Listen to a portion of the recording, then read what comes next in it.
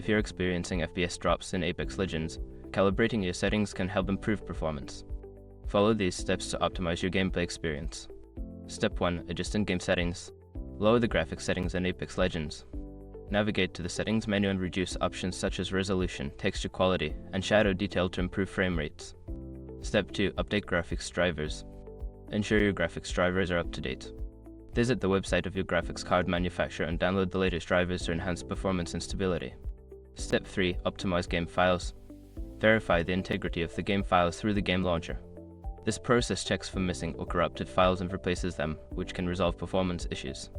Step 4. Manage background applications. Host unnecessary background applications while playing.